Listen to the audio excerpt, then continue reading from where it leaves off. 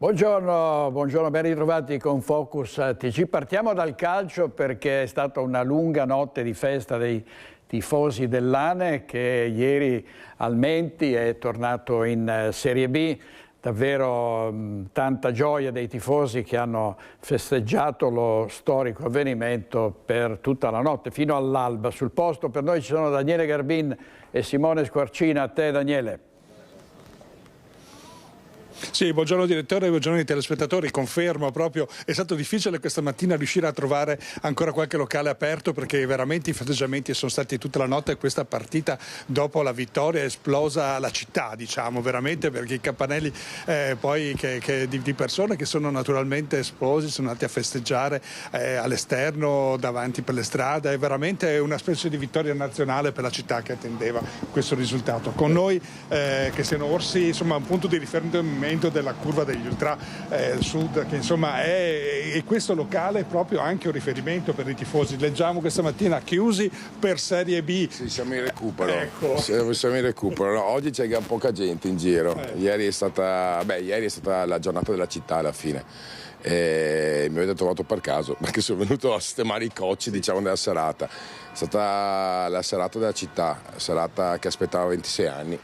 Io sono veramente tanto felice per i giovani che finalmente dopo 26 anni dall'ultima promozione sul campo sono riusciti a riassaporare il gusto della vittoria. Se lo meritano perché ci sono 2 generazioni allo stadio che non hanno mai visto il Vicenza vincere sul campo e quindi è la cosa più bella ed è il motivo per cui ieri sera veramente la gente è esplosa. Questo è qualcosa di impagabile. Allora, proprio per ricostruire quanto è avvenuto, noi abbiamo realizzato un servizio che proprio fa la cronistoria della partita. Ci vediamo dopo il servizio. È la notte della festa, del ritorno in Serie B dopo 4 anni di purgatorio in C. È la notte che diventa storia per la città di Vicenza e la provincia dal cuore biancorosso. Il Lanerossi batte 2-1 l'Inter Under 23 e torna tra i cadetti, tra l'abbraccio del suo pubblico.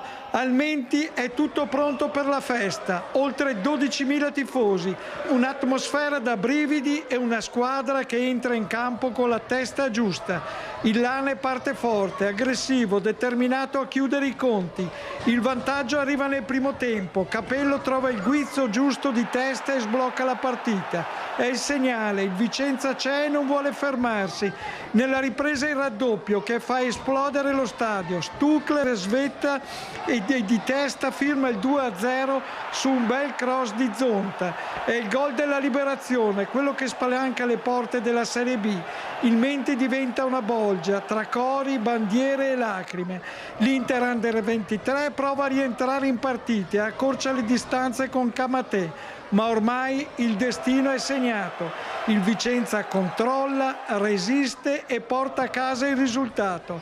Al triplice fischio è festa totale. Giocatori sotto la curva, staff abbracciato, Fabio Gallo travolto dall'entusiasmo. Applausi anche per il presidente Stefano e il padrone Renzo Rosso, simboli di una società che ha creduto nel progetto. È una promozione costruita passo dopo passo, con numeri importanti e una continuità che ha fatto la differenza. Una squadra solida, concreta, capace di rialzarsi e di correre più degli altri. Adesso i rosso vogliono aprire un ciclo, l'ambizione di una proprietà solida. Del resto, la famiglia Rosso, con un patrimonio stimato da Forbes di 4,5 miliardi di euro, ha i mezzi per puntare in altro, programmando ogni mossa.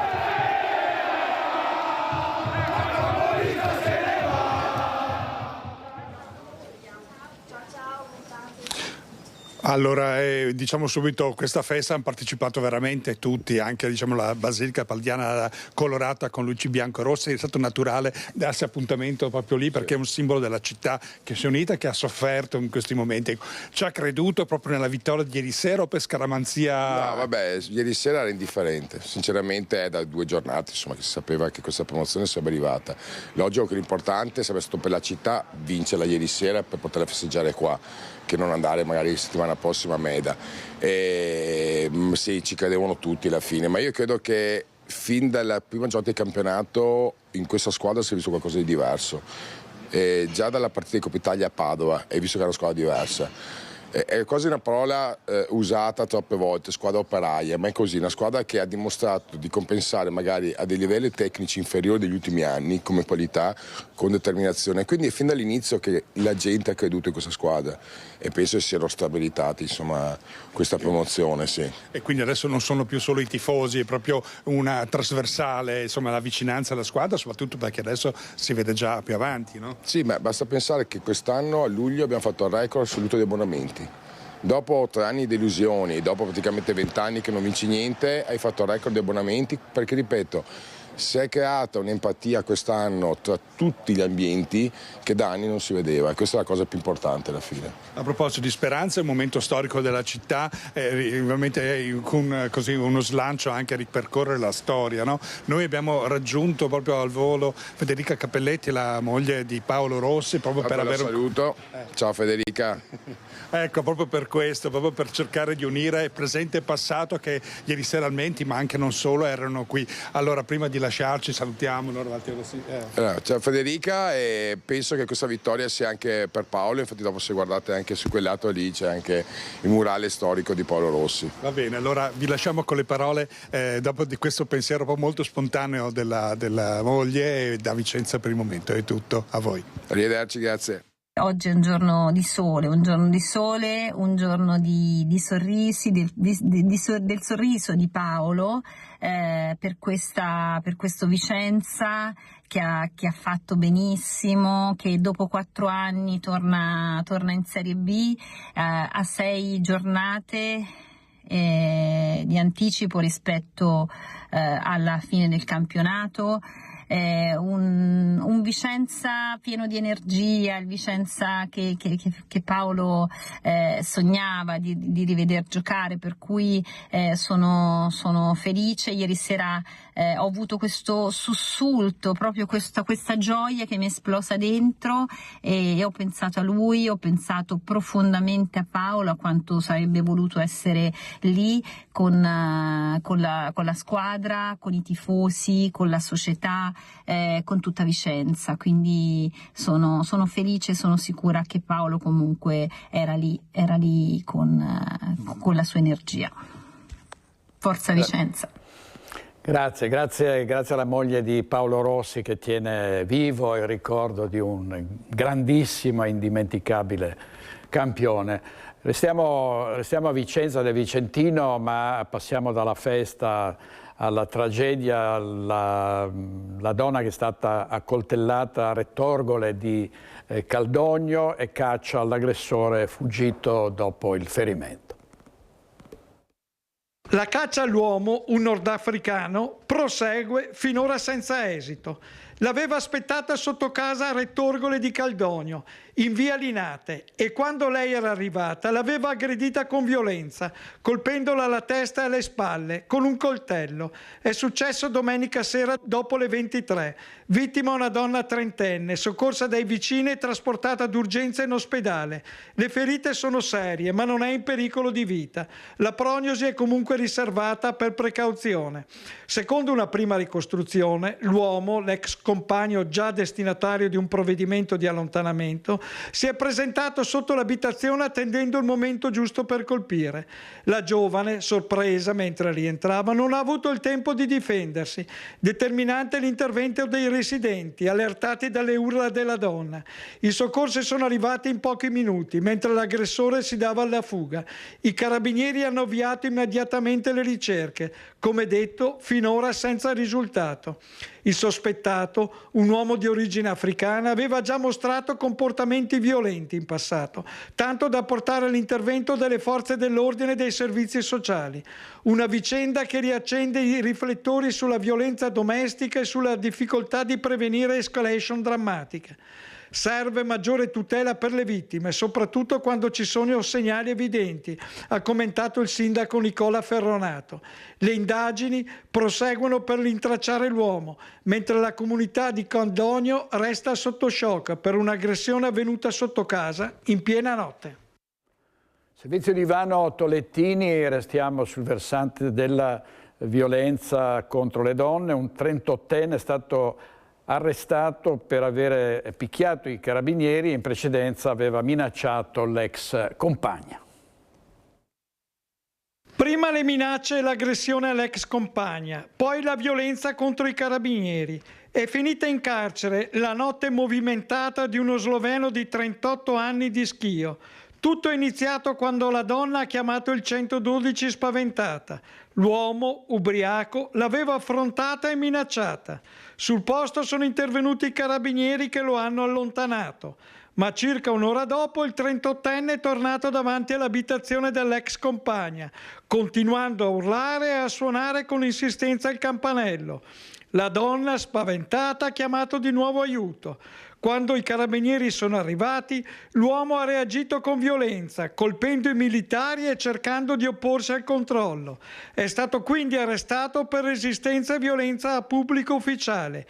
Il giudice ha convalidato l'arresto e disposto la custodia cautelare in carcere. Oggi in regia Francesca Pezzo e Marco Gagliazzo. Andiamo avanti con la sconvolgente vicenda della professoressa di un liceo che è accusata di pedofilia e che nel carcere della Giudecca continua a ripetere di essere innocente.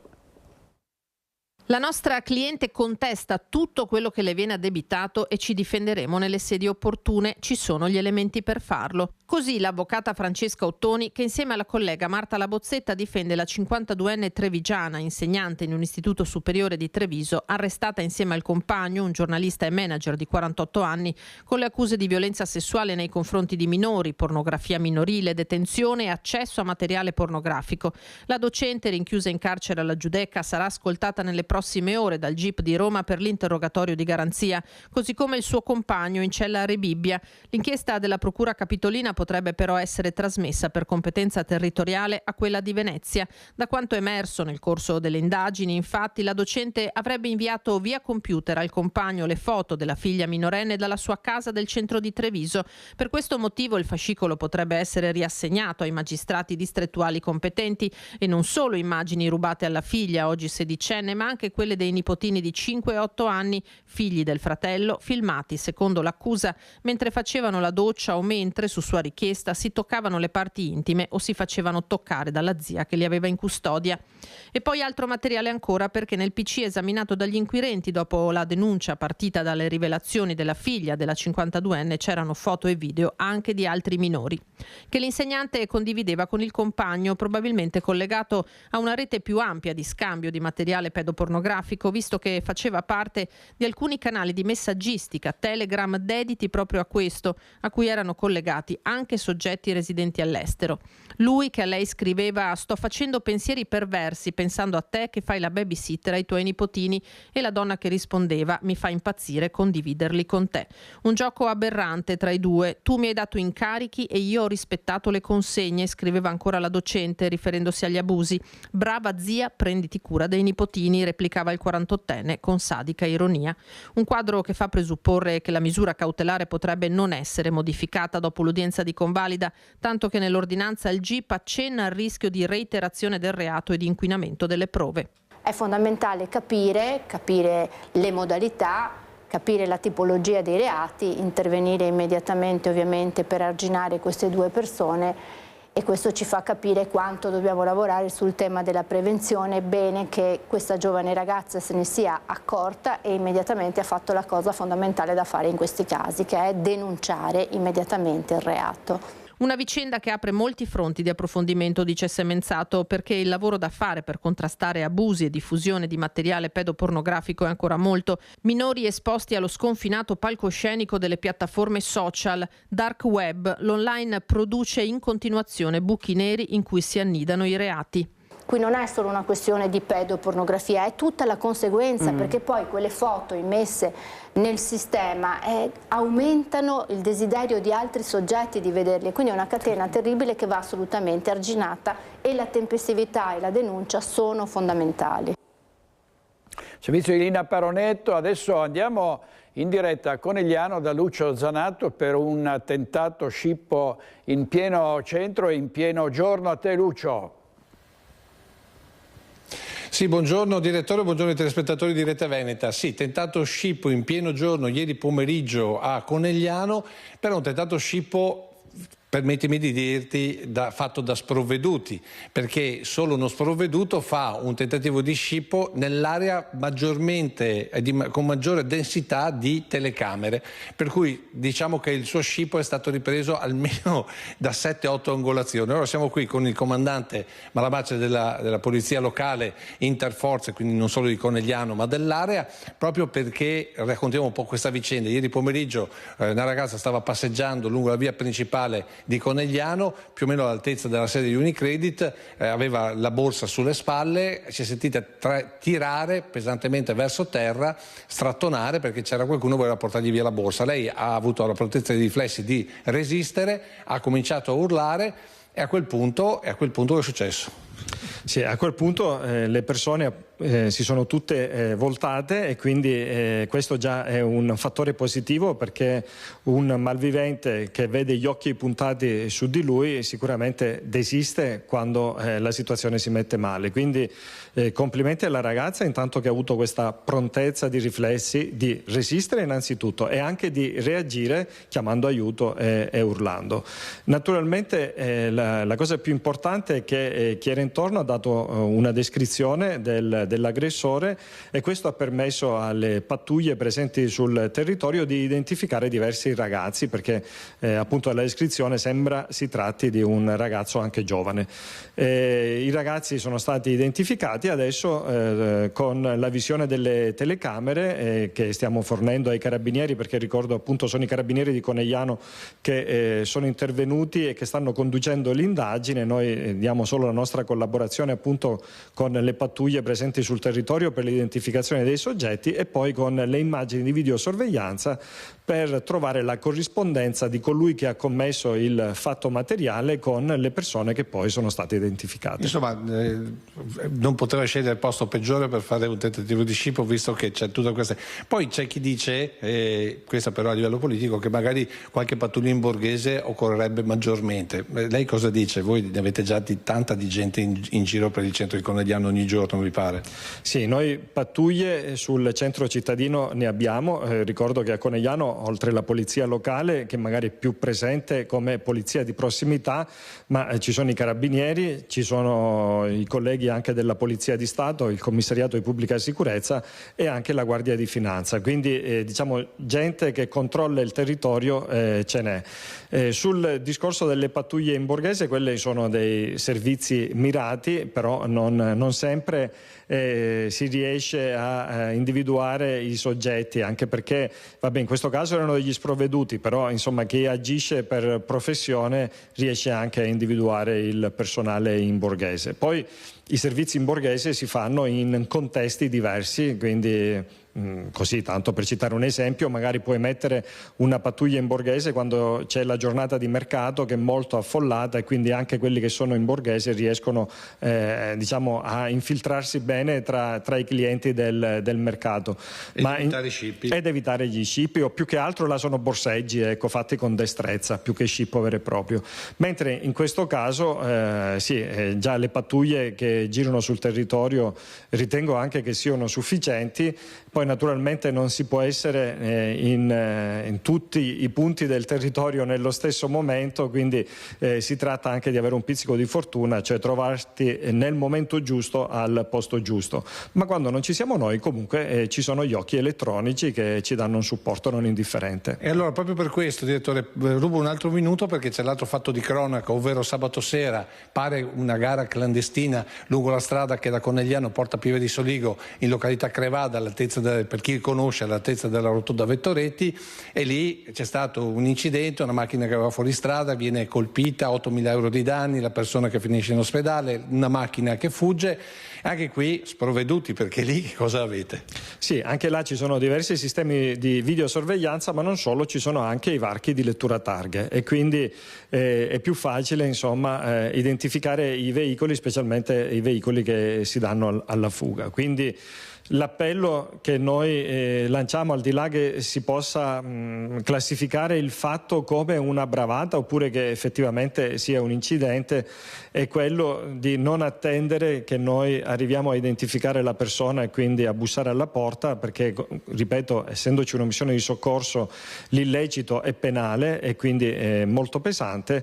Se invece è la persona stessa che si costituisce, forse costituire non è il termine appropriato, ma che comunque viene a presentarsi in comando e a raccontare il fatto, magari possiamo ben capire anche se non è giustificabile, ma sicuramente la sua posizione si alleggerisce di molto.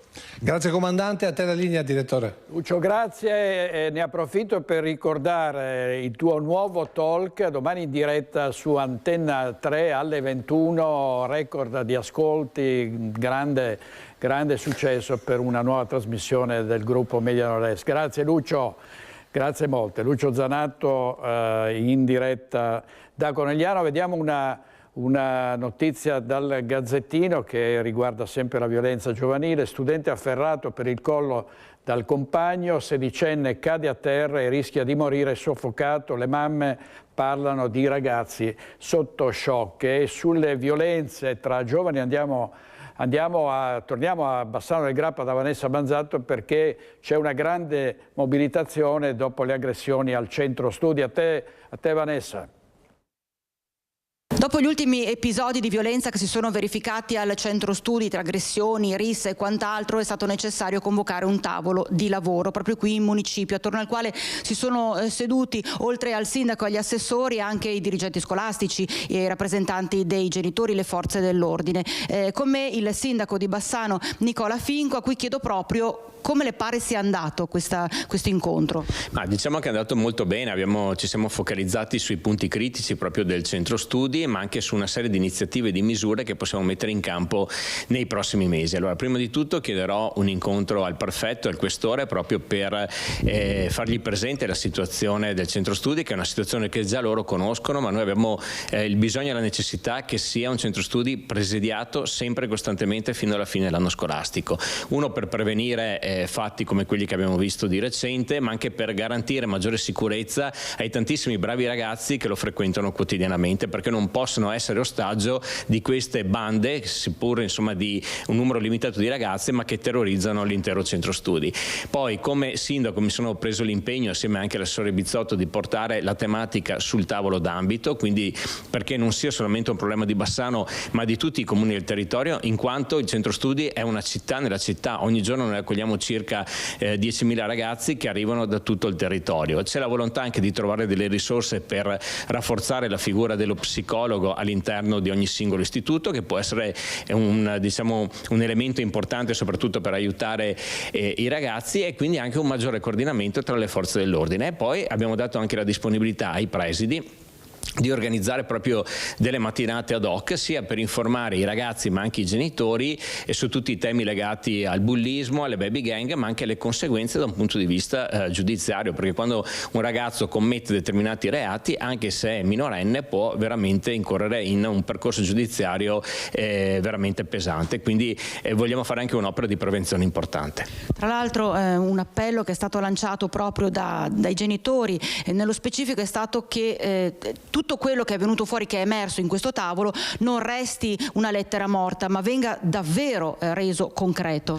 Sì, infatti la volontà è di rendere anche questo tavolo permanente, e dalla prossima riunione chiameremo anche i rappresentanti di istituto dei ragazzi, proprio perché sia veramente un tavolo a 360 gradi con tutti gli attori, in modo da trovare quelle soluzioni più opportune e migliori, proprio per migliorare quella che è la vita del centro studi, che fino a qualche anno fa era un'isola felice e oggi è il principale problema della sicurezza a Bassano.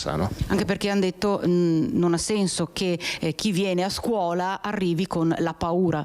Sì, sono cose veramente che ci devono far pensare, perché insomma oggi il problema della sicurezza a Bassano, pensare che è legato al centro studi e alle baby gang, è veramente una cosa assurda. Ovviamente manca anche secondo noi diciamo anche delle normative che vadano veramente a punire i responsabili di questi fatti, perché spesso e volentieri questi minorenni sanno di essere impuniti, spesso e volentieri non hanno delle famiglie alle loro spalle, quindi continuano nella loro azione. Però ovviamente non ci possiamo mettere nelle mani di questi soggetti, ma ci vogliono delle misure veramente preventive pesanti, sia da parte nostra con misure di prevenzione, ma anche da parte delle forze dell'ordine e anche da parte della magistratura. Così il sindaco di Bassano Nicola Finco, grazie a Vanessa Banzato. Vediamo una notizia del Corriere del Veneto. Aspiranti attrici denunciano: noi molestate a 18 anni dal regista dei Cinepanettoni. Udienza preliminare a Verona, i fatti risalgono all'estate del 2023. Le vittime costituite parte civile. Per l'accusa, l'uomo, noto a livello nazionale, avrebbe approfittato del suo ruolo. E la sconcertante, spaventosa vicenda, possiamo dire, di Trieste, dove una donna di origine brasiliana è sospettata del presunto tentativo di rapimento di una bimba di 2 anni a Roiano. Ha parlato con la nostra emittente, si chiama Livia Alves Rosendo, ha detto: non c'entro nulla, se mi accusano di questo fatto lo dimostrino. Tremata perché una persona che non fa niente si trova in questa roba. Io crederò, questo la può dire, io crederò che ho avuto un blackout solo se vedo delle telecamere. Livia Alves Rosendo non ci sta. La 42enne di origine brasiliana, denunciata per tentato sequestro di persona, vuole vedere le prove del caso del presunto tentativo di rapimento della bimba di 2 anni che sarebbe avvenuto giovedì sera vicino alla scuola Brunner a Roiano. La donna, contattata dalla nostra emittente, si è dichiarata stremata dalla situazione che sta vivendo, è convinta di non avere alcuna responsabilità per quei fatti di cui è sospettata e continua a ripetere: se ho avuto un improvviso vuoto di memoria, voglio vedere il video che proverebbe il tentato rapimento. Perché in vita mia io non ho mai avuto un blackout. Io crederò un blackout solo se vedo un video, perché se non c'è un video non può succedere un blackout, dopo 5 secondi mi passa il blackout e continuo la vita come se niente fosse, perché l'unica cosa che può avere successo è un blackout, ma io devo vedere un video, perché se non c'è un video io voglio la verità deve emergere, Secondo la ricostruzione dei fatti, anche grazie alle testimonianze dei presenti, quel giovedì sera la 42enne avrebbe avvicinato la mamma con la bambina fuori dalla scuola di Via delle Ginestre. Solo la reazione della madre, che teneva con forza la figlia, avrebbe evitato il rapimento. La donna, una volta rincasata con la bimba, aveva raccontato l'episodio al marito. Questi si era messo sulle tracce della brasiliana. Trovata in un bar di Piazza Tra i Rivi, l'uomo aveva aggredito la 42enne. Nel video i momenti di disordine fuori dal bar. Livia Alves Rosendo era stata infine rintracciata dalla polizia, caricata sulla volante e interrogata in questura. A carico della donna non erano scattati né il fermo né l'arresto, sia per le sue condizioni di salute, poiché presa a pugni dal padre della bimba, sia perché la 42enne non era scappata dalla zona teatro del presunto tentativo di rapimento. La situazione dunque pare controversa. Anche per questo la sospettata, subito dopo aver parlato con gli investigatori, era stata rilasciata. Livia Alves Rosendo è assistita dall'avvocato Lara Lakic. Servizio di Gianluca Paladin della nostra redazione di Trieste. E passiamo ai funerali di Mario Ruoso, con il patron di Tele Pordenone, con una chiesa gremita a Fontana Fredda. Ruoso era stato ucciso lo scorso 4 marzo, mentre la comunità gli ha dato l'ultimo saluto. Proseguono le indagini con nuovi accertamenti della scientifica previsti per domani nell'appartamento della vittima per chiarire la dinamica dell'assassinio. La comunità pordenonese si è raccolta nelle scorse ore nella chiesa arcipetrale di Vigonovo Fontana Fredda per dare l'ultimo saluto a Mario Ruoso, storico patron di Tele Pordenone, ucciso brutalmente lo scorso 4 marzo dal compagno di una vita, Loriano Bedin, con almeno 8 colpi alla testa sferrati con una spranga di ferro. La chiesa era gremita di familiari, amici e conoscenti. All'arrivo del carro funebre, la bara, color castano chiaro, era decorata con tulipani bianchi e con la foto del cavaliere.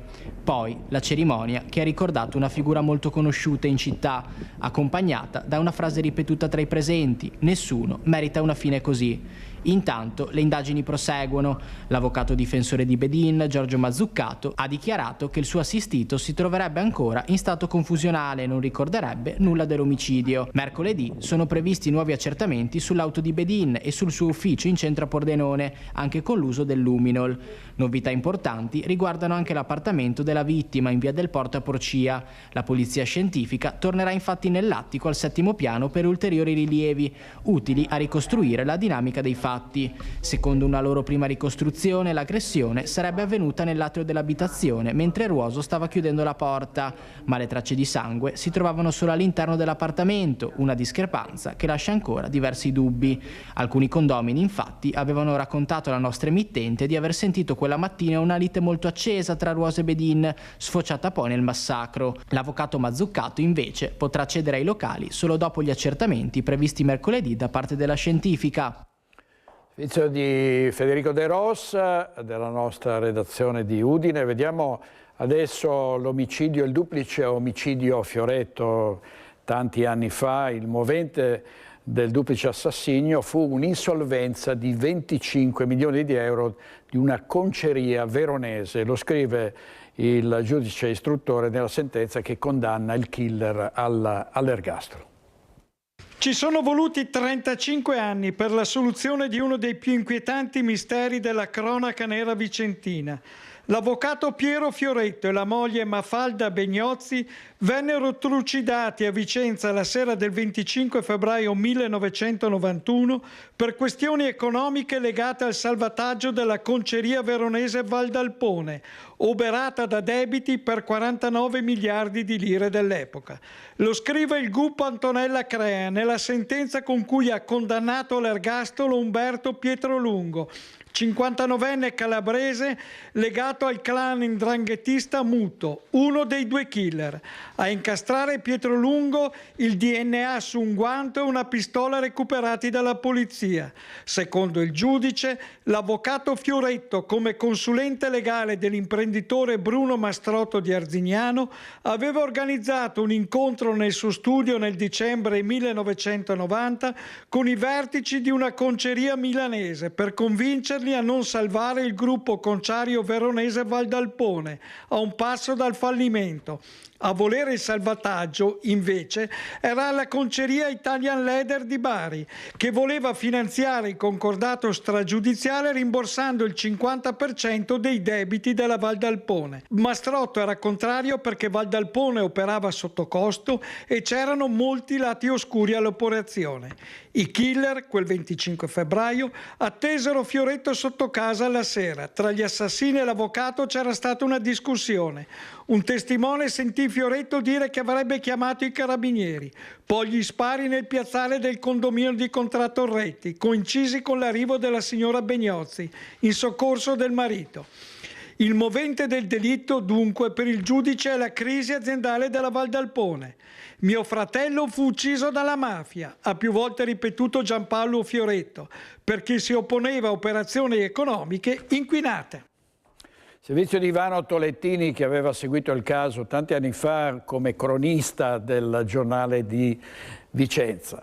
E si svolgerà dopodomani il funerale di Marco Zaminato, il manager 44enne di Nove, morto in Florida. Oggi la salma è tornata in Italia, il suo corpo senza vita era stato trovato nella stanza di albergo dove alloggiava ad Orlando. È rientrato in Italia dopo un mese dal decesso il corpo di Marco Zaminato, l'imprenditore novese morto a 44 anni lo scorso febbraio in Florida. Era arrivato negli Stati Uniti per lavoro per partecipare al Salone dell'Industria della Cucina e del Bagno. L'ultimo contatto con i familiari il 16 febbraio. Ai colleghi aveva detto che non si sentiva bene e che sarebbe rientrato nella sua camera d'hotel a Orlando. Poi il silenzio. Erano stati proprio i familiari che dopo numerosi tentativi di contatto andati a vuoto avevano lanciato l'allarme. Zaminato era stato trovato nella sua stanza d'albergo senza vita. stroncato probabilmente da un infarto. La sorella e la compagna avevano raggiunto la Florida per il riconoscimento e l'espletamento delle pratiche di rimpatrio della salma. Salma arrivata solo in queste ore a Malpensa, dicevamo, ben dopo un mese dalla morte del 44enne, manager della AET Italia, azienda specializzata nella produzione di arredobagno che si trova nella zona industriale di Nove. Sotto shock il paese, dove l'imprenditore, papà di 2 bimbi piccoli, era molto conosciuto e apprezzato. Il funerale di Marco Zamminato sarà celebrato mercoledì 18 marzo alle 15 nella chiesa arcipretale di Nove, mentre martedì alle 19:30, sempre in chiesa, si terrà una veglia di preghiera. A Treviso il via ad una indagine epidemiologica per valutare lo stato di salute dei residenti nella zona dell'aeroporto Canova di Treviso. Andiamo in diretta da Christian Arboit e da Tommaso Migot per la parte tecnica. A te, Christian. Buongiorno direttore, anche da parte di Tommaso. Ci troviamo in via Nogaré a Quinto di Treviso, alle mie spalle lo scalo trevigiano, l'aeroporto, la pista che si estende per chilometri fino alla zona della rotatoria dei centri commerciali. È una zona calda e su questa zona e le zone limitrofe verrà effettuato questo screening da parte dell'ULSS 2 annunciato da tempo. Scatta la seconda fase che coinvolgerà la popolazione, 10.000 cittadini, non solo a Treviso ma anche a Quinto, Preganziol, Zero Branco, Morgano, insomma in tutti i comuni interessati da questo scalo, dai voli, dall'inquinamento acustico e da quello che si suppone essere anche inquinamento dell'aria. Queste sono le 2 direttrici su cui si indagherà. Ci saranno questi questionari che saranno appunto distribuiti tra la popolazione, ma per entrare nel merito prima sentiamo il servizio realizzato da Daniela Sizia che ci spiega nel dettaglio come avverrà questa seconda fase di screening e poi sentiamo chiaramente i comitati. Ti dico già che i comitati non sono per nulla soddisfatti e chiedono qualcosa di più significativo, ma andiamo per gradi e vediamo in che cosa consiste questo screening. L'azienda sanitaria trevigiana invierà ad oltre 10.000 trevigiani un questionario da compilare online rivolto ai residenti di Treviso e dei comuni limitrofi all'aeroporto Canova. I destinatari saranno selezionati casualmente dall'anagrafe e la loro partecipazione sarà su base volontaria. L'obiettivo è quello di capire l'impatto ambientale sulla loro salute. L'attenzione sarà rivolta al traffico aereo, l'inquinamento acustico e la qualità dell'aria. Ai cittadini arriva una lettera. In questa lettera c'è un link che permette di accedere a un questionario online. Il questionario può essere compilato sul PC, su telefono, su tablet, tranquillamente. Nella lettera c'è scritto chiaramente perché si fa questo questionario e ci sono anche naturalmente degli indirizzi, delle possibilità di chiedere informazioni a noi del servizio epidemiologia dell'ULSS. Il questionario esplora aspetti quali la qualità del sonno, il livello di disturbo percepito a causa del rumore, lo stato di salute psicofisica, i livelli di stress, l'utilizzo di farmaci non soggetti a prescrizione medica e la percezione soggettiva dell'ambiente in cui si vive. In base alle risposte dei cittadini sul loro stato di salute, l'ULSS 2 stabilirà eventuali correlazioni e rischi per la salute dei residenti che abitano vicino al Canova. Prima di partire con questo lavoro qua ne abbiamo fatto un altro utilizzando quelli che chiamiamo dati correnti, cioè per esempio i ricoveri, l'uso di farmaci, abbiamo utilizzato i dati del registro tumori. Il risultato della prima fase non avrebbe accertato nulla di particolarmente rilevabile. Non è emerso moltissimo, però abbiamo visto che c'è un uso di farmaci contro la pressione, di antiipertensivi, maggiore nella popolazione di Quinto, nelle donne di Quinto rispetto alle donne del resto della provincia di Treviso. Quindi questo è un dato abbastanza poco significativo, però c'è, e siccome il rumore può provocare un aumento della pressione, ci pare giusto indagare un po' più in profondità quali siano gli effetti del rumore e di altre componenti ambientali sulla popolazione aeroporto. L'indagine avviata grazie alle prescrizioni previste dalla Commissione Tecnico di Verifica dell'Impatto Ambientale è stata richiesta a ENAC e di conseguenza alla società di gestione AR3 per valutare lo stato di salute pubblica in accordo con l'ULSS 2 e l'ARPAV. L'indagine è articolata in 3 fasi. La prima ha riguardato l'analisi dei dati sanitari dai correnti, mortalità, ricoveri, incidenza tumorale e consumi di farmaci. La seconda, attualmente in corso, prevede un'indagine diretta alla popolazione. La terza consisterà nel monitoraggio e nella sorveglianza attiva nel tempo. Quindi scatta la seconda fase, questo questionario che sarà diffuso tra la popolazione, questionario online. Qui con me Giovanni De Luca, vicepresidente del Comitato per la riduzione dell'impatto ambientale del Canova, comitato che si batte da anni proprio per chiedere chiarezza su questo scalo, e un altro volto storico di questa battaglia, Dante Faraoni. Giovanni De Luca, questo screening ci voleva, era ora, voi chiedete di più, restano le perplessità, qual è il vostro stato d'animo? Ma innanzitutto lo screening in sé non significa nulla, è un tentativo di fare maquillage, make-up attorno a una situazione che da oltre 20 anni non tiene conto e non rispetta dei processi che vengono prescritti per legge. Intanto, tanto per dirne una, la VIS dovrebbe essere fatta prima dell'autorizzazione di un'attività inquinante, non 20 anni dopo, che è già un'anomalia, e questo è un primo fatto. Ma un altro importante fatto è che questo aeroporto da oltre 20 anni opera senza una valutazione di impatto ambientale.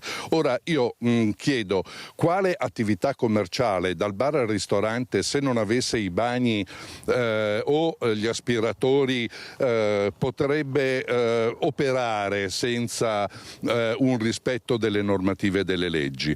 Un aeroporto che, a detta non nostra ma della classificazione dell'impatto ambientale estremamente forte che ha sul territorio, opera da 20 anni senza che ci sia stata fino a qui nessuna considerazione dei rischi ambientali e dei rischi per la salute della popolazione. Ora, con una serie di richieste online a cittadini che non sanno nulla sostanzialmente, perché la valutazione di impatto sanitario dovrebbe essere condotta da esperti professionisti con analisi dettagliate sito-specifiche, cioè sui ruoli di maggiore impatto degli inquinanti e sulla popolazione, con un'alta sensibilità, anziani e bambini per dirne una. Tutto questo attraverso dei questionari online: come stai, dormi bene, ti lavi le mutande? Ma per favore. Questo lei dice non è uno studio epidemiologico strettamente inteso? No, intanto lo studio epidemiologico è un'altra cosa ancora, vale a dire che lo studio epidemiologico avrebbe dovuto considerare almeno negli ultimi 10 anni l'incremento delle malattie cardiovascolari, dei tumori eccetera, e comunque lo studio epidemiologico di per sé non fa parte della procedura della valutazione di impatto sanitaria. Anche quello è fumo negli occhi, cioè si cerca di far passare il Canova come un'attività termale, come dimostra la pista, la Greenway che hanno fatto a fianco del sedime della pista aeroportuale, invitando la gente a pedalare dove le emissioni di carburante e di sostanze tossiche, di particelle ultrafini, sono al massimo del loro valore inquinante. Mi chiedo se questa è sensibilità ambientale e soprattutto c'è rispetto per la salute. Greenway, che è stata inaugurata tra l'altro anche recentemente. Dante Faraoni, lei quindi parla di un palliativo di fronte a questo screening. Pista è che loro fanno lo screening, prima fanno la pista e poi lo screening. Scusate, se c'è da valutare una valutazione di impatto sanitario, che è data per vari motivi, cioè perché si reputa che evidentemente ci sono delle implicazioni ambientali e sanitarie.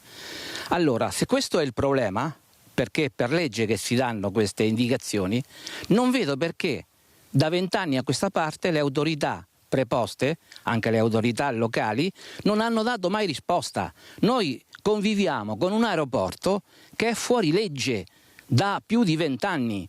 Io non ho paura a dire una cosa di questo genere, perché se non hai valutazione di impatto ambientale, che è una legge che è riconosciuta dall'Europa e applicata anche dall'Italia, della valutazione di impatto ambientale che è la stessa cosa, non capisco perché si deve andare muro contro muro e non si è mai riusciti a trovare la possibilità di dare delle risposte a domande che ci sono da 20 anni. Questo silenzio vi inquieta, vi ha sempre inquietato? Sì, non solo ci inquieta, è che noi vogliamo capire perché ci hanno tenuto fuori, perché siamo un comitato E oltretutto le battaglie al TAR, quelle legali, le abbiamo sempre vinte, addirittura quelle individuali, perché l'amministrazione di Treviso ha anche denunciato il nostro presidente e noi per cose false. Chiaramente le cose che abbiamo detto erano vere, no, sono constatate dalla situazione e anche i giudici che hanno...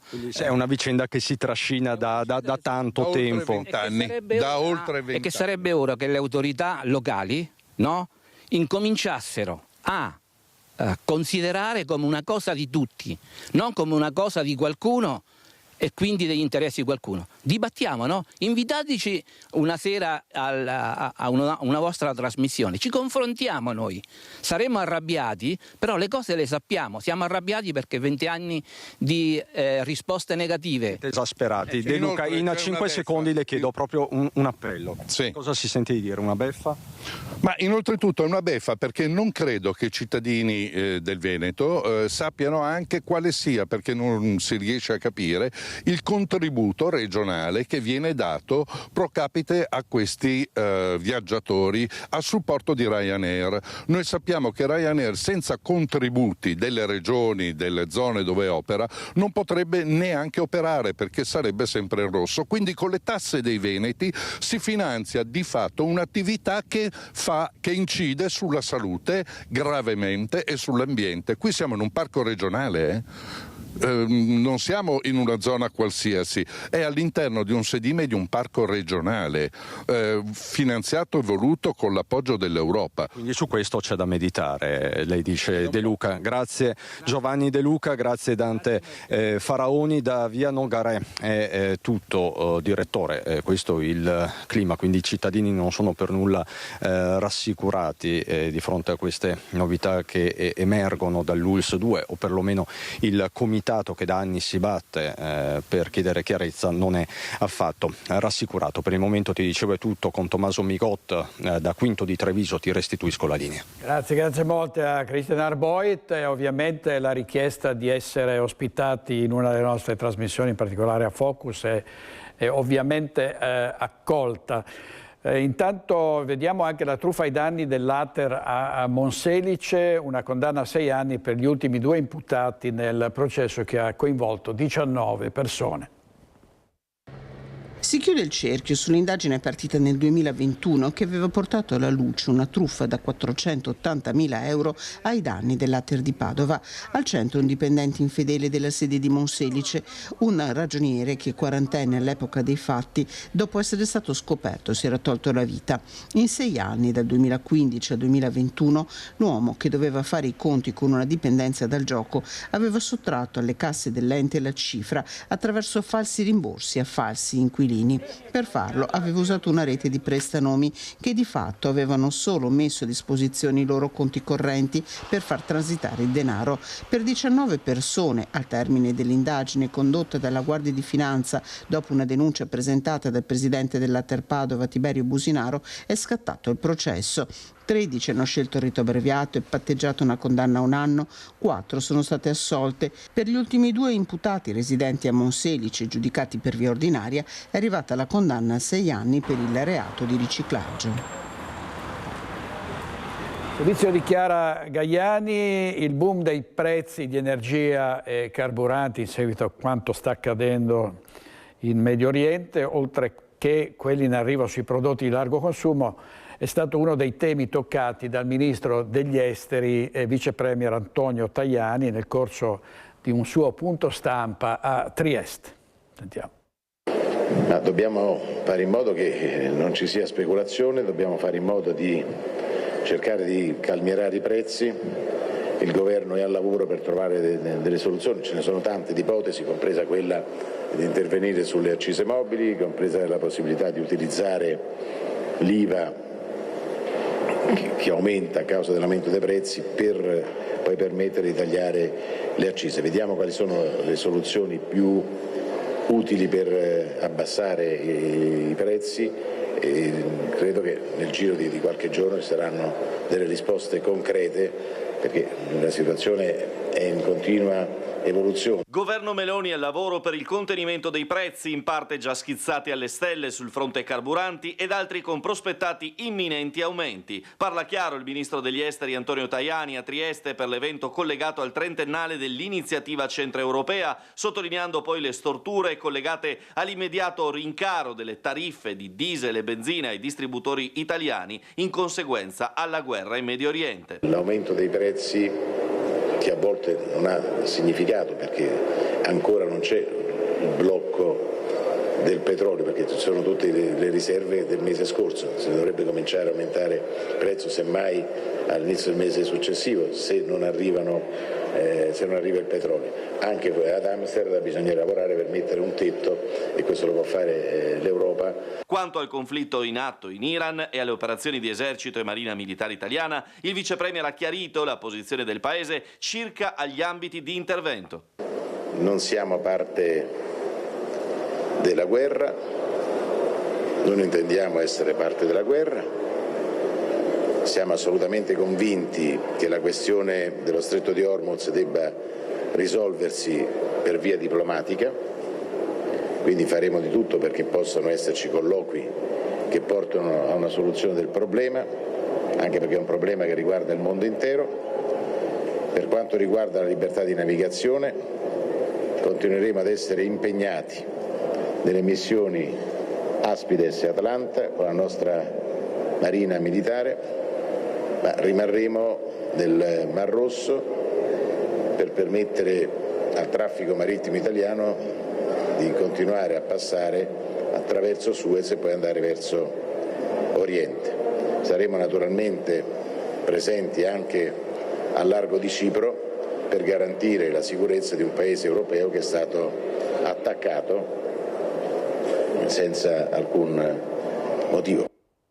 Così Ministro Tajani al microfono dei nostri colleghi della redazione di Trieste. Vediamo dal Corriere della Sera il punto su quanto sta accadendo in Medio Oriente. Raid di Israele su Teheran, vediamo questo titolo: uccisi il responsabile della difesa Larijani e il capo delle guardie paramilitari Soleimani. Cadono come mosche i vertici dei Pasdaran, disciplina militare e fedeltà fanatica. Chi era il 67enne Ali Larijani, capo iraniano ucciso da Israele, era lui a governare davvero il paese. E si sta indagando sui responsabili che a Roma, durante una manifestazione contro il governo, hanno bruciato la foto della Premier Meloni durante una manifestazione. Sono stati identificati una ventina di giovani, tra questi ci sarebbero 2 padovani. È stato un gesto simbolico e non violento. Potere al popolo e collettivo CAU rivendicano quanto avvenuto sabato durante la manifestazione di Roma contro la guerra e per il no al referendum sulla giustizia, dove sono state bruciate le foto di Giorgia Meloni e del ministro Carlo Nordio e un ritratto di Donald Trump.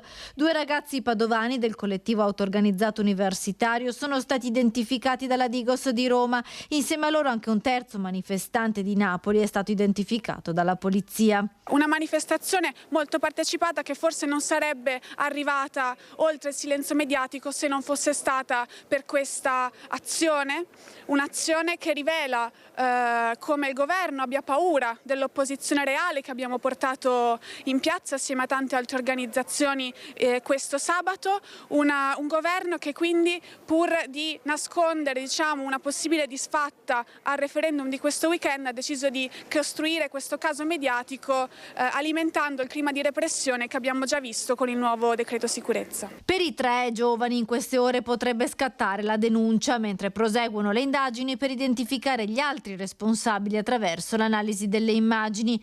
Unanime la condanna della politica al gesto avvenuto durante il corteo di Roma. A Padova però i gruppi che hanno partecipato alla manifestazione nazionale che ha portato in piazza 20.000 persone rispingono le accuse di violenza, rivendicando le ragioni della mobilitazione contro la la guerra e per rivendicare le ragioni del no al referendum sulla giustizia. Si continua a parlare della violenza sbagliata. La violenza di cui vogliamo parlare noi non è quella di chi brucia un foglio di carta, ma è quella di chi porta gli operai, i lavoratori a morire sul lavoro, di chi ammazza i bambini e le bambine in Iran e in Palestina impunemente, di chi distrugge il diritto internazionale. Ci stanno conducendo verso la guerra, una guerra che pagano i popoli e che stiamo pagando anche noi con il costo della benzina che aumenta e delle merci che aumentano. È di questo che noi dobbiamo parlare, questa è la vera violenza che il nostro governo sta agendo.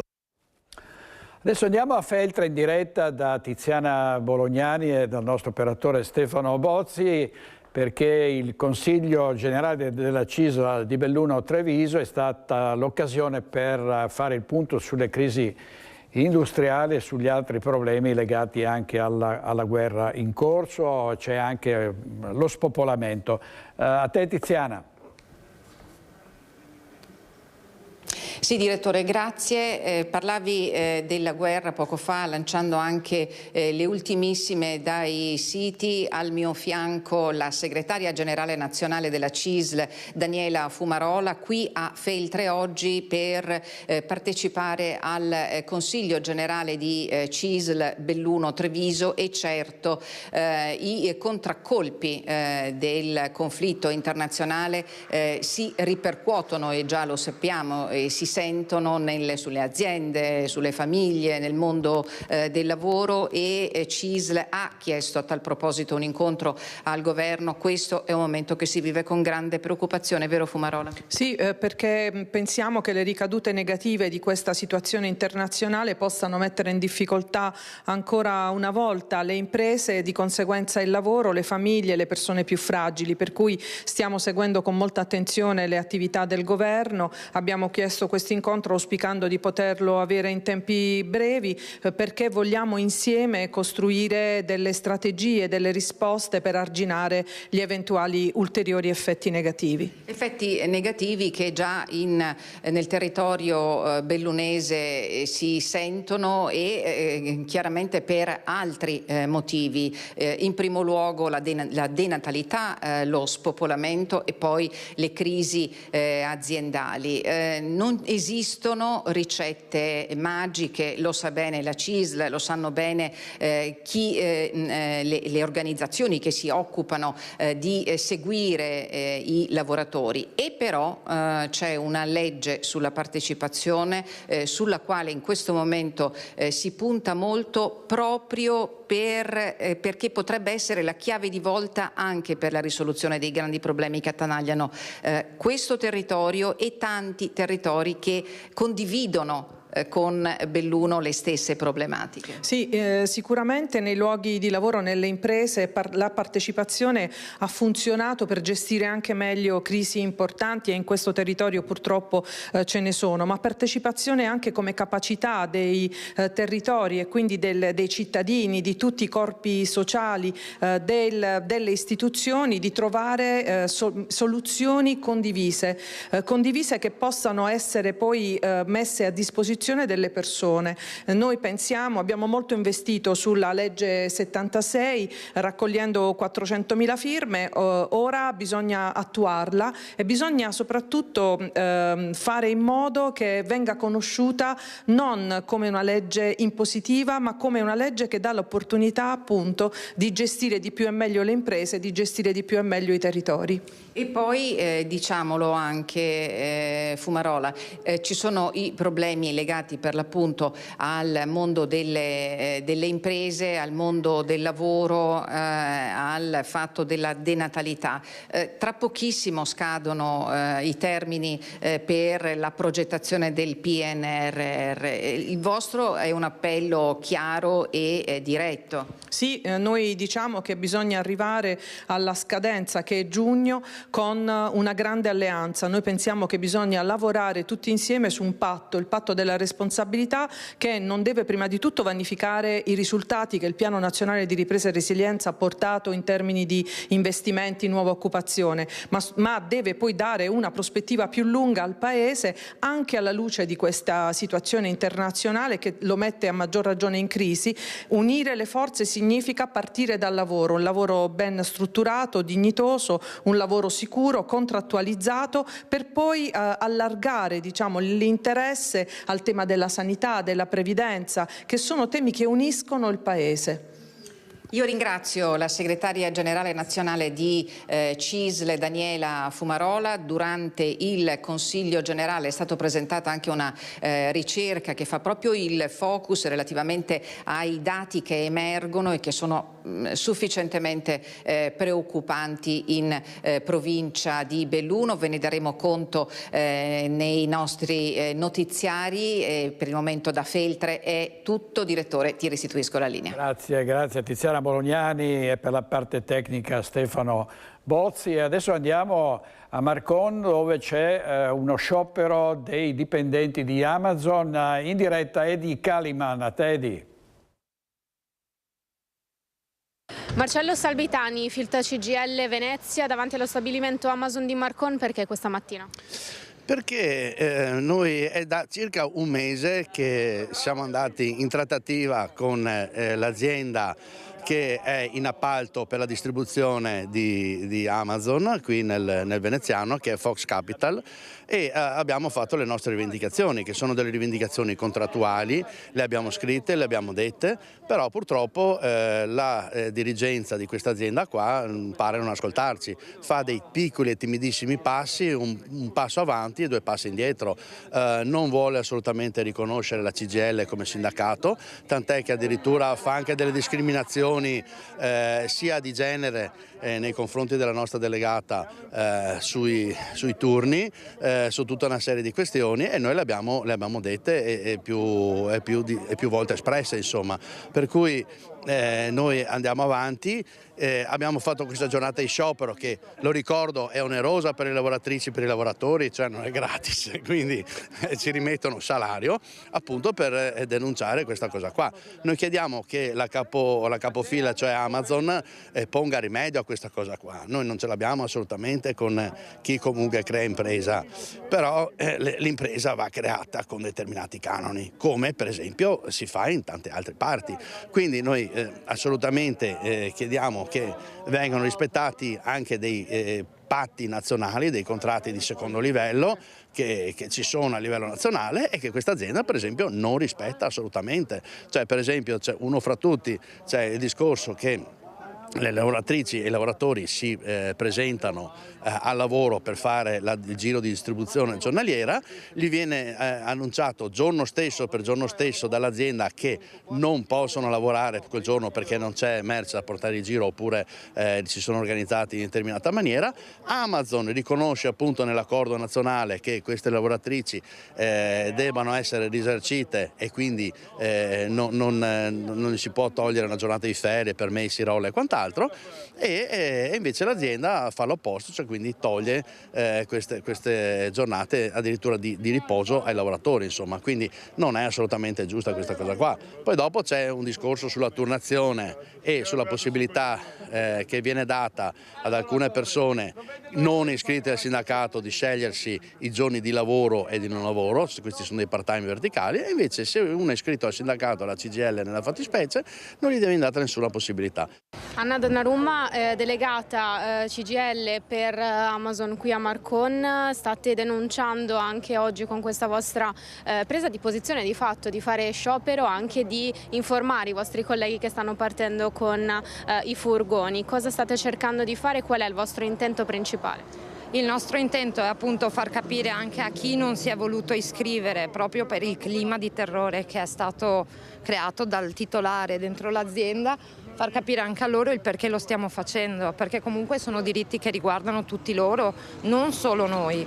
Noi veniamo discriminati molto di più, loro con favori vengono assecondati appunto per i riposi, per tante cose, per le rotte, ti do la rotta più scarica, E noi invece... Allora questa era la situazione ad Ese di Marcona. Andiamo in pubblicità con i nostri registi Francesca Pezzo e Marco Gagliazzo. Torniamo subito, state con noi.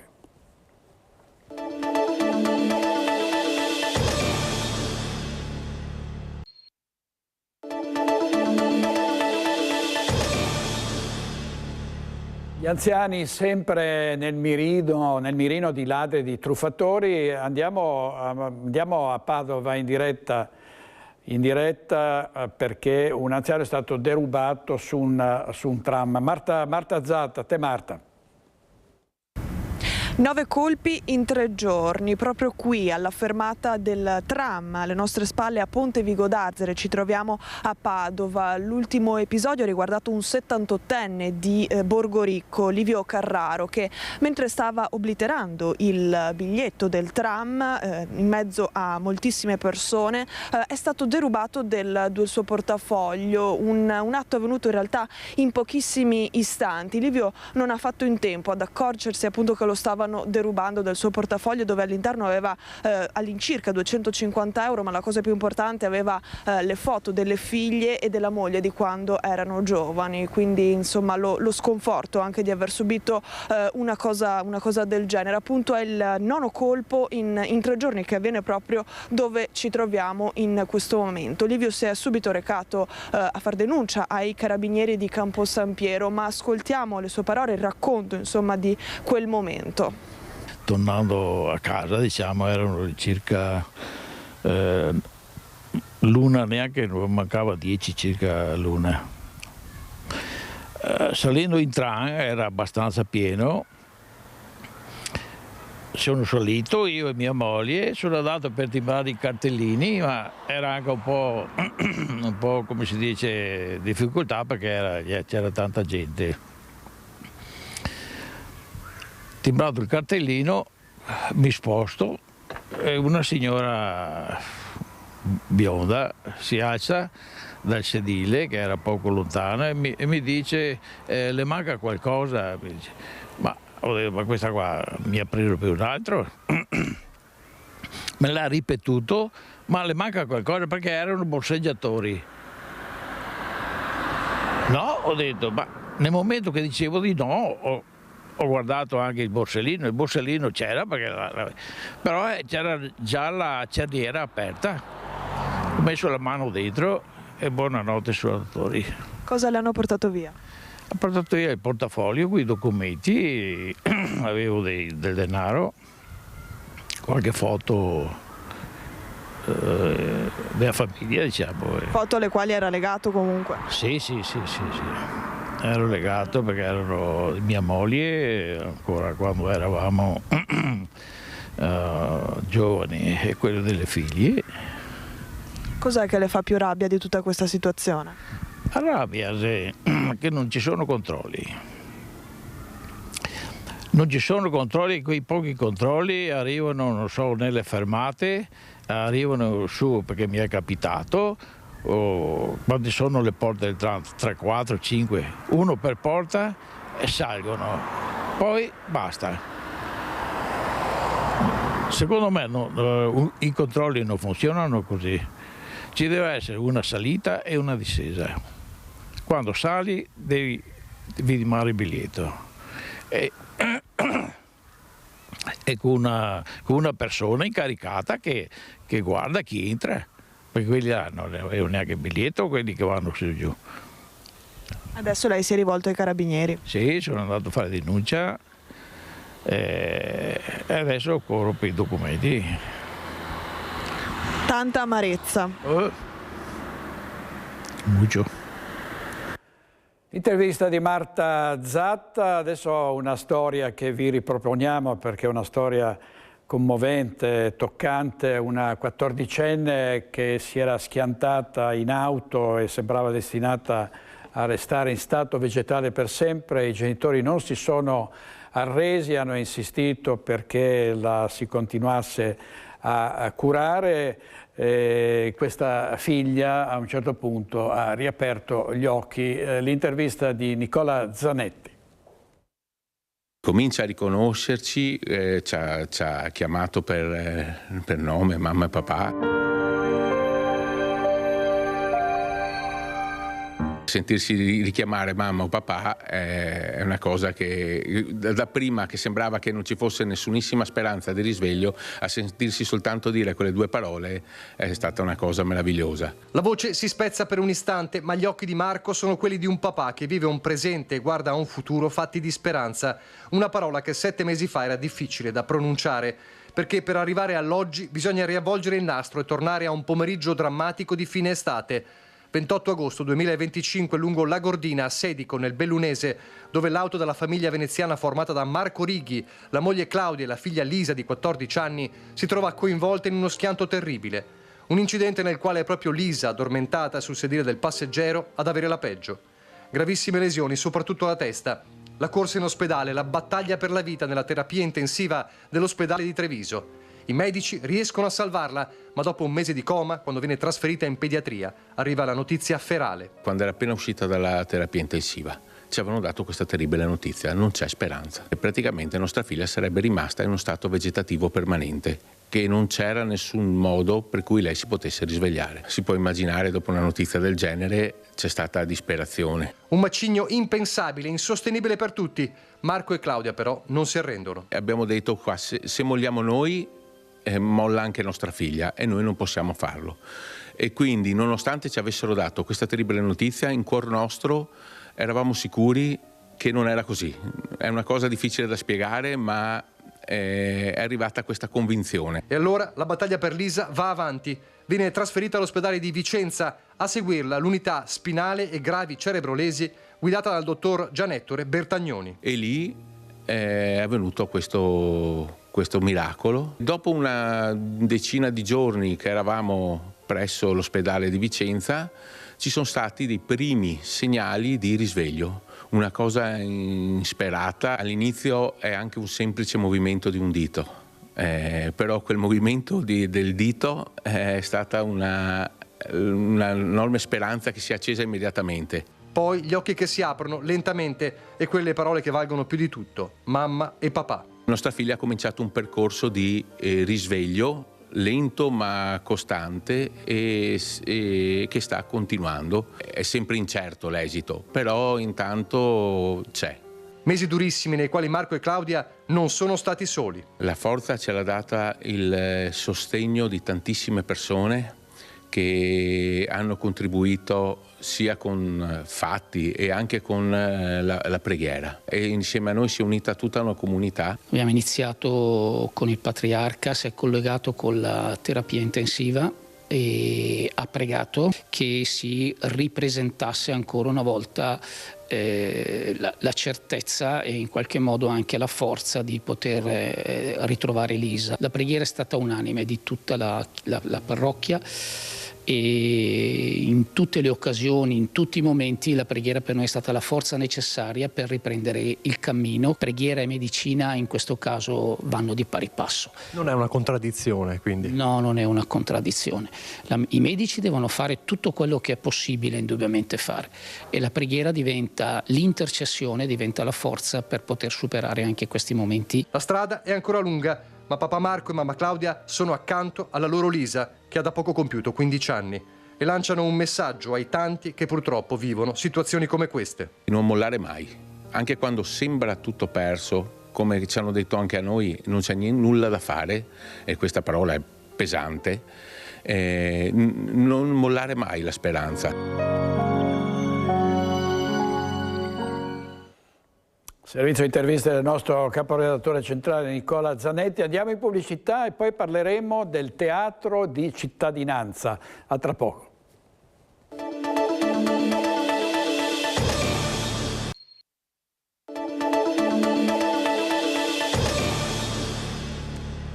Si può fare teatro a Treviso anche ai banchi della pescheria oppure nell'angolo bar dell'Hotel Continental, in giro per la città. Questo è un po' lo spirito del teatro di cittadinanza. Vediamo intanto un video e poi ci colleghiamo con un regista, il regista Mattia Berto. Sentiamo, vediamo il video intanto, grazie.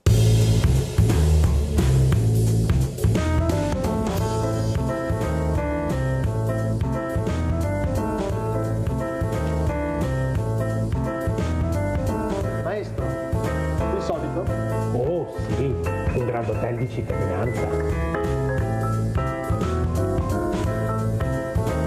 Vinnico, tonico e pimpante, vi aspetto al Teatro Mario del Monaco, Teatro Stabile del Veneto, per una nuova avventura. Secondo te di cittadinanza.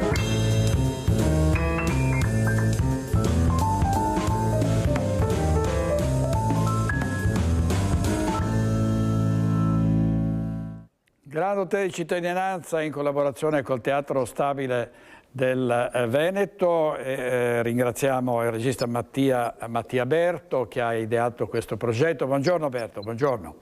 Buongiorno direttore, ben trovato e ben trovati a tutti i telespettatori. Allora, ci racconta un po' come ha impostato ancora una volta questo lavoro che diciamo, ha già dato modo a tantissime persone di cimentarsi con la recitazione, con dei laboratori e poi con la pratica del teatro in giro per la città di Treviso in questo caso. In questo caso sì, a Treviso, perché il Teatro di Cittadinanza è una bellissima avventura di teatro di comunità che mi sta portando in giro per l'Italia, e per il 5° anno arriva a Treviso grazie alla sinergia col Teatro Stabile del Veneto e col Teatro Mario del Monaco, prima in Pischeria, poi in una casa privata, la casa di Andrea Crescente, un'altra volta a teatro, l'anno scorso grazie alla connessione con l'amministrazione comunale in un bus storico della MOM, e adesso quest'anno all'Hotel Continental. Quindi 3 giorni di lavoro con 17 cittadini meravigliosi trevigiani che stanno costruendo questo Grand Hotel di Cittadinanza. Domenica prossima, domenica 22 alle ore 11, adesso uscirà tutto sul sito del Teatro Stabile del Veneto, si potrà partecipare a una performance site specific all'interno dell'Hotel Continental, proprio nella parte bar, quella che avete appena visto nel teaser, dove sono con Nicolò Frigo ad annunciare il nostro arrivo nuovamente a Treviso. Un lavoro con la comunità, per la comunità, dove al centro stanno le storie, le autobiografie dei partecipanti che come tutti noi sono in viaggio. Mai come in questo momento storico c'è il bisogno di raccontarci, di raccontare le nostre storie e di ritornare a metterle al centro delle comunità. E quindi il Grand Hotel di Cittadinanza si fa proprio metafora delle storie di ognuno di noi, a servizio, diciamo, di un tempo prezioso di condivisione e di comunità. Ecco, senta Berto, si fa ancora in tempo ad iscriversi, a partecipare o siete già... Al laboratorio siamo al completo, nel senso che ho già lavorato il weekend scorso, lavoro ancora questo weekend, ma si può partecipare alla performance nelle prossime ore nel sito del Teatro Stabile del Veneto, nella pagina dedicata proprio al Teatro Mario del Monaco. Ci saranno tutte le info necessarie per venire domenica mattina alle 11 all'Hotel Continental, che con una generosità davvero rara mi ospita, a vedere la performance. Poi, come è nella natura, diciamo, del mio lavoro, del teatro di comunità, del teatro partecipato, chi verrà come spettatore non sarà uno spettatore che solo guarda, ma sarà uno spettatore coinvolto, quindi sarà una performance con cittadini che hanno già praticato, ma anche con i cittadini che saranno con noi quel giorno, naturalmente coinvolti a raccontare le loro storie. Come se la cavano i trevigiani con la recitazione? Sta scoprendo qualche talento? I trevigiani sono degli attori naturali, sono meravigliosi, nel senso che sono molto generosi, hanno molta voglia di scendere in campo, di condividere e di passare un tempo insieme. Infatti c'è anche tutto questo lato che a me piace molto del convivio, che stiamo già concertando per il dopo performance. La cosa forse più bella che emerge è questo desiderio proprio della comunità, anche la comunità di trevigiani nuovi, diciamo, di persone che arrivano in città e che decidono di vivere a Treviso, che hanno voglia di partecipare a progetti e processi come questi collettivi. Quindi è molto prezioso che il Teatro Stabile abbia voglia di proporre questo tipo di attività. Quindi per i trevigiani un 10 e lode come attori. Grazie. Tra l'altro, Alberto, abbiamo visto nei giorni scorsi per il casting seconda edizione del commissario Stucking, una partecipazione immensa di persone che hanno tentato appunto, e riuscendoci anche in molti, a diventare comparse di questo sceneggiato molto visto, e che sarà la seconda stagione, andrà tra l'altro su Rai 1. Mattia Berto, grazie molte per essere stato con noi, complimenti. Grazie a lei. E a presto, arrivederci. Ci vediamo a teatro, arrivederci, grazie. Volentieri, grazie. Allora passiamo dallo spettacolo a un altro spettacolo, che è quello dello sport, in particolare i festeggiamenti per il Vicenza, il Lane, che è tornato, che è di nuovo in Serie B. Ne abbiamo parlato in apertura con un collegamento in diretta. Adesso vediamo i festeggiamenti dei tifosi. È stata una lunga notte di gioia e di entusiasmo.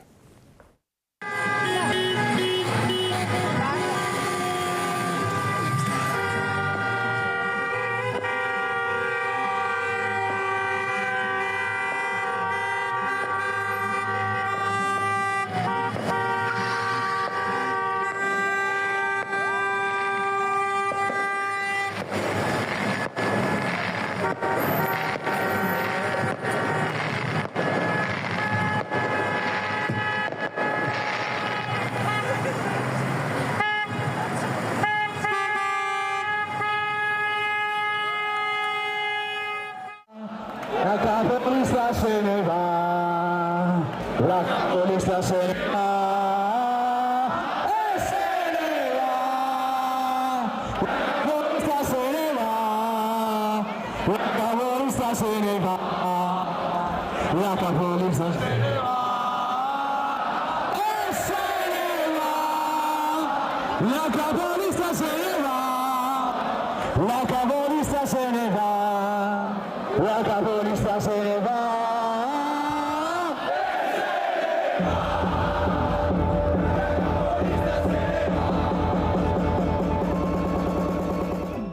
Sì, la gioia dei tifosi dell'Ane. Andiamo a Padova perché Padova è sempre più città cardioprotetta grazie ad un finanziamento della Fondazione della Cassa di Risparmio. Defibrillatori semiautomatici verranno installati anche nei percorsi sul lungargine scaricatore. Sentiamo.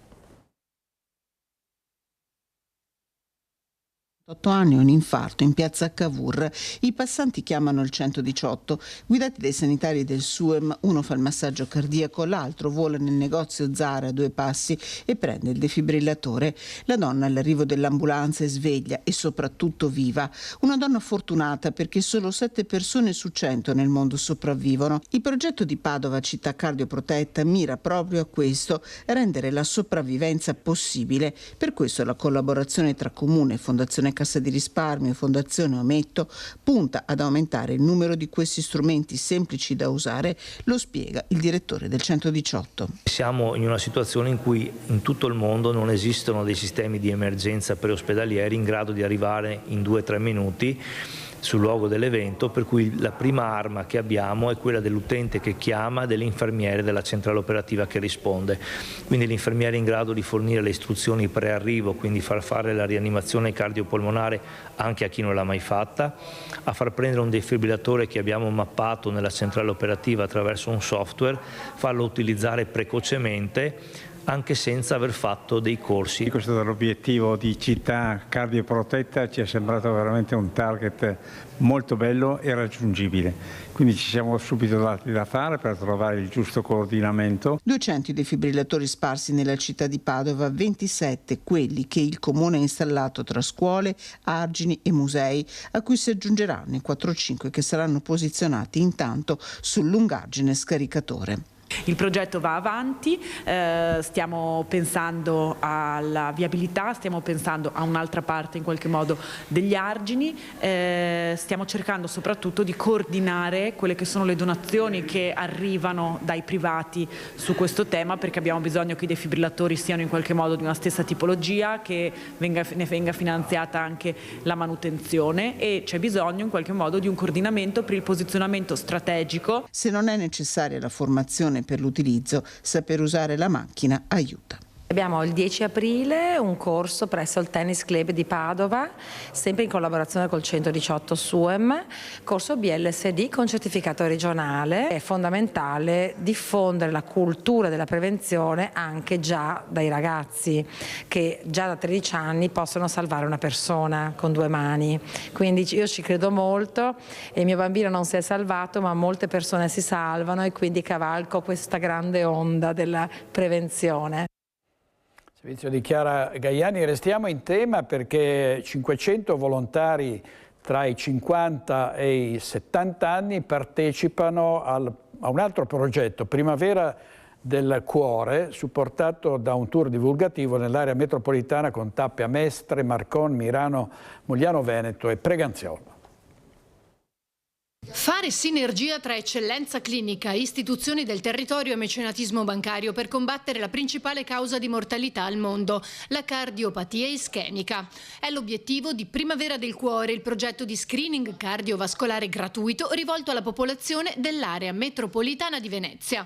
Ideato dal dottor Fausto Rigo, cardiologo esperto di cardioimaging del Centro di Medicina di Mestre in collaborazione con Banca Ifis, Primavera del Cuore ha l'obiettivo di identificare tempestivamente la patologia coronarica silenziosa in soggetti apparentemente sani e salvare vite umane.